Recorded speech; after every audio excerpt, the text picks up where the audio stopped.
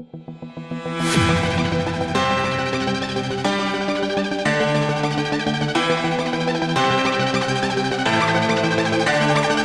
dimensional formula of relative densities, किसका dimensional formula यानी dimensions पूछे हैं, रिलेटिव डेंसिटी, किसी भी सब्सटेंस की रिलेटिव डेंसिटी। हाँ, तो क्या बताया मैंने फार्मूला, बताओ।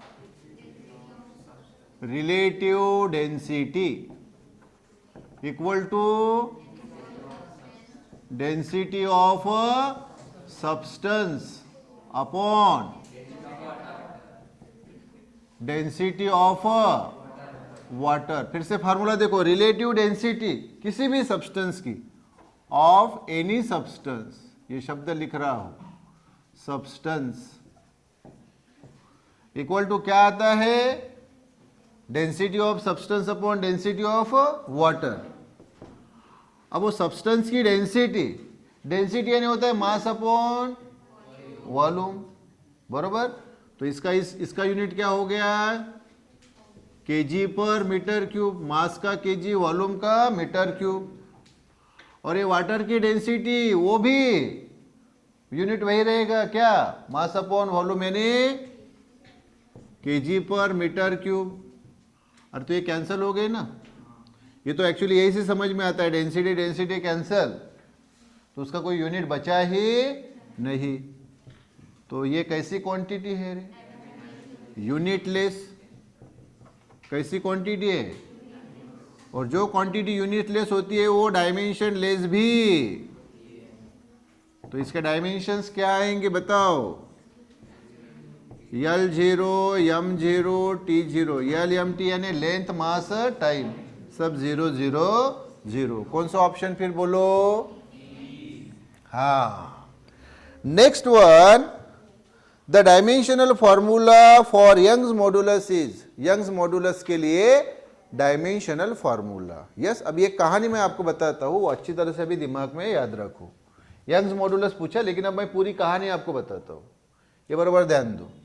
यंग्स मॉडुलस, तो कहानी ये है कि एक टर्म होता है स्ट्रेस, क्या, स्ट्रेस यानी प्रेशर, स्ट्रेस यानी, और इसी को रिलेटेड दूसरा टर्म होता है स्ट्रेन।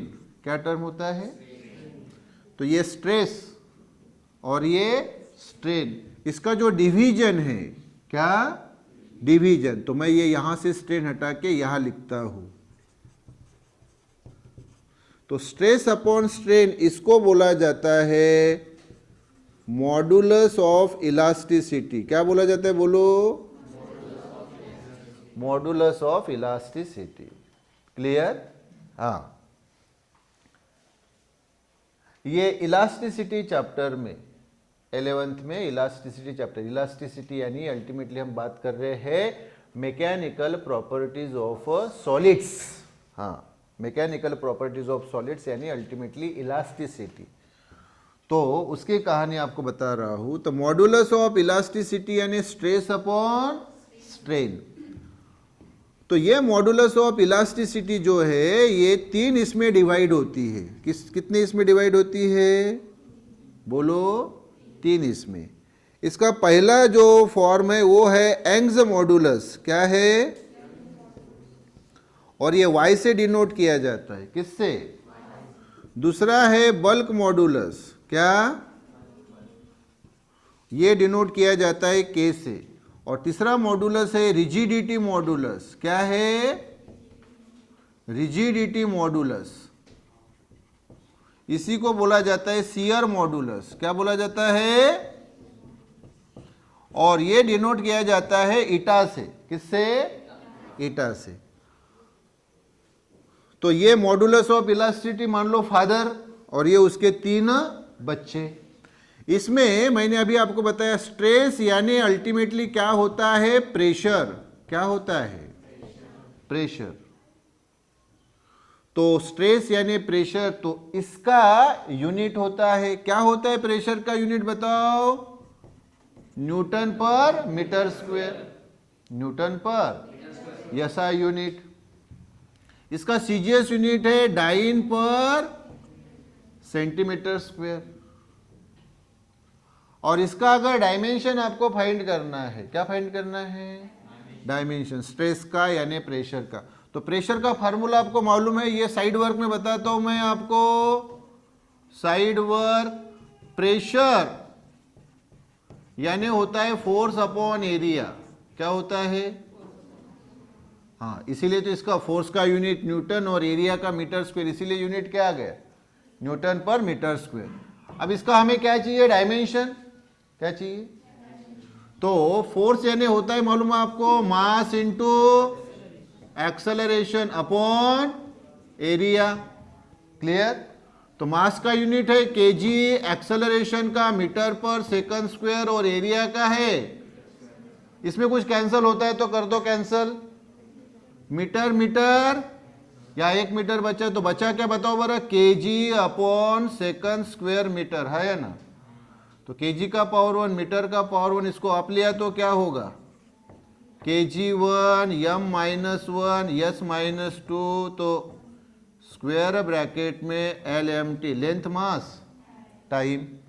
लेंथ यानी मीटर माइनस 1, मास यानी kg1, टाइम यानी सेकंड माइनस 2। बोलो क्या डायमेंशन आया? L minus 1 m1 t minus 2। ये स्ट्रेस यानी प्रेशर का डायमेंशन क्या? L minus 1 m1 t minus 2। Clear? क्या स्ट्रेन जो है ये डायमेंशनलेस क्वांटिटी होती है। क्या होती है? हाँ, जब बोर्ड में वो आपको मैं चैप्टर पढ़ाऊंगा तो वो स्ट्रेन क्या होता है, कैसे होता है, क्यों डायमेंशनलेस क्वांटिटी होती है, वो सब बताऊंगा। अभी फिलहाल स्ट्रेन कैसी क्वांटिटी है? डायमेंशनलेस, यूनिटलेस एंड, मतलब उसका यूनिट भी नहीं होता, डायमेंशन भी नहीं होता। तो आप बोलेंगे सर स्ट्रेन का तो कोई डायमेंशन है ही नहीं। स्ट्रेस का dimension sir L minus 1 m1 t minus 2 है। अरे तो मॉडुलस ऑफ इलास्टिसिटी का डायमेंशन वही होगा ना? क्या? ये L minus 1 m1 t minus 2। ये फादर का, तो इसके जो 3 बच्चे हैं इनका भी डायमेंशन वही होगा। क्या? L minus 1 m1 t minus 1। तो अभी मैं क्या बता रहा हूं, ध्यान दो अच्छी तरह से। स्ट्रेस यानी ही प्रेशर, यानी ही मॉडुलस ऑफ इलास्टिसिटी, यानी ही यंग्स मॉडुलस, यानी ही बल्क मॉडुलस, यानी ही रिजिडिटी मॉडुलस। तो ये प्रेशर एक, स्ट्रेस दूसरा, मॉडुलस ऑफ इलास्टिसिटी तीसरा, यंग्स मॉडुलस चौथा, बल्क मॉडुलस पांचवा और रिजिडिटी मॉडुलस छठवा। इन सब के यूनिट सेम है और यूनिट है SI यूनिट न्यूटन पर मीटर स्क्वायर, CGS यूनिट है डाइन पर सेंटीमीटर स्क्वायर, और सबके डायमेंशन यही है L minus 1 m1 t minus 2। तो आपको किसका पूछा है रे बाबा रे? यंग्स मॉडुलस का पूछा ना? तो आंसर कौन सा आएगा बताओ? L minus 1 m1 t minus 2। अच्छा, बल्क मॉडुलस का अगर इसके जगह ये एक क्वेश्चन पूछा, एक नहीं देखो 6 क्वेश्चन तैयार हो गए MCQ। बल्क मॉडुलस पूछा तब भी वही, रिजिडिटी मॉडुलस पूछा तब भी वही, मॉडुलस ऑफ इलास्टिसिटी पूछा तब भी, स्ट्रेस पूछा तब भी, और प्रेशर पूछा तब भी। तो एक नहीं 6 MCQ हो गए ये। Clear? The dimensions of electric potential are, काय शब्द है बाबू? Electric potential. इलेक्ट्रिक पोटेंशियल यानी ही पोटेंशियल, यानी ही वोल्टेज, यानी ही पोटेंशियल डिफरेंस। क्लियर कर बाबू? तो इलेक्ट्रिक पोटेंशियल जो है ये V से डिनोट किया जाता है। किससे? और ये होता है वर्क अपॉन चार्ज। क्या होता है? क्लियर? तो वर्क का हम डायमेंशन फाइंड करेंगे, चार्ज का Q। आंसर जो है ऑप्शंस जो है उसमें ये Q के फॉर्म में दिया है या ना? अगर Q के फॉर्म में नहीं होता तो Q चार्ज यानी करंट इनटू टाइम होता है, उस रूप में हमने लिखा होता, लेकिन अभी लिखने की जरूरत नहीं। क्लियर करे बाबा? अभी लिखने की जरूरत नहीं है। ओके, तो हमें सिर्फ वर्क का डायमेंशन फाइंड करना है। तो देखो साइड वर्क, तो वर्क यानी क्या होता है बाबा, फोर्स इंटू डिस्प्लेसमेंट, डिस्प्लेसमेंट सादी भाषा में डिस्टेंस, और फोर्स यानी क्या होता है रे, मास इंटू एक्सेलरेशन, और ये डिस्टेंस। वैसे मैंने ऑलरेडी आपको बोला है कि ये 5 टर्म होते हैं, work, energy, torque, couple, moment of force, इन सब के डायमेंशंस और यूनिट सेम है। यूनिट क्या होता है, एसआई यूनिट जूल, क्लियर क्या, सीजीएस यूनिट अर्ग, और डायमेंशन बताया L2 M1 T-2, याद रखने के लिए बोला है, लेकिन तो अभी फाइंड करके बताता हूँ, लेकिन अभी इसके बाद याद रखो। हाँ, तो मास का रे केजी, एक्सेलरेशन का मीटर पर सेकंड स्क्वायर, डिस्टेंस का मीटर, तो ये क्या हो गया, केजी मीटर स्क्वायर पर सेकंड स्क्वायर। अप लिया तो kg1 m2 s-2, तो ये यल एम टी न रे, लेंथ मास टाइम, लेंथ यानी मीटर 2, मास यानी kg1, टाइम यानी सेकंड -2। आया कि नहीं, L2 M1 T-2, अभी याद रख लो बरा। हाँ, तो ये क्या है बोलो, L2 M1 T-2, और चार्ज का ये Q1, इसको अप लिया तो क्या होगा बताओ, ये तो वैसे ही रहेगा L2 M1 T-2, और ये Q-1, क्लियर क्या, तो ये पोटेंशियल डिफरेंस का आ गया डायमेंशन। Okay, yes. तो नेक्स्ट वन जो है अभी है dimension of potential energy are. Potential energy के डायमेंशन देखो, पोटेंशियल एनर्जी, देखो कोई भी एनर्जी रहे, potential energy, kinetic energy, total energy, nuclear energy, binding energy, hydraulic energy, आएगा, कोई भी एनर्जी रहे, अल्टीमेटली वो एनर्जी ही होता है। क्या होता है,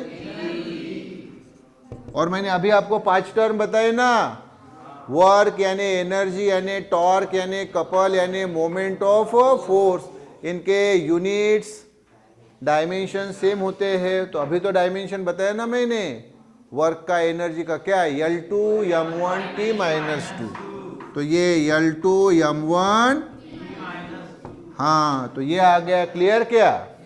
नेक्स्ट MCQ क्या है, the dimensions of R upon L are. देखो रे, R अपॉन L, R यानी रेजिस्टेंस और L यानी इंडक्टेंस। इसके पहले लेक्चर्स में, वीडियोस में ऑलरेडी मैं बता चुका हूं, हाँ, कि ये R अपॉन L है। तो पहले साइड वर्क में मैं आपको बता देता हूं, साइड वर्क में L अपॉन R, इसके उलट रे, इसका रेसिप्रोकल L अपॉन R, ये होता है टाइम कांस्टेंट, सादी भाषा में टाइम, क्या रे बाबू, टाइम का यूनिट क्या है, सेकंड, इसका पावर कुछ भी नहीं यानी 1, तो इसका डायमेंशन क्या आएगा बताओ बरा, T1, है ना। किसका हुआ रे बाबा ये, L अपॉन R, अरे तो इसका उलट है ना ये, रेसिप्रोकल R अपॉन L, तो इसका डायमेंशन क्या रहेगा, T-1। अगर यूनिट पूछा होता तो सेकंड इनवर्स आता, क्या आता यूनिट, लेकिन यूनिट नहीं पूछा, डायमेंशन पूछा, तो डायमेंशन क्या आएगा, इसके उलट आएगा ना, तो T-1, क्लियर क्या। यूनिट पूछा नहीं, लेकिन अगर बताना है तो सेकंड इनवर्स, ये क्या हो गया उसका, SI यूनिट, और ये क्या हो गया T-1, डायमेंशंस, क्लियर।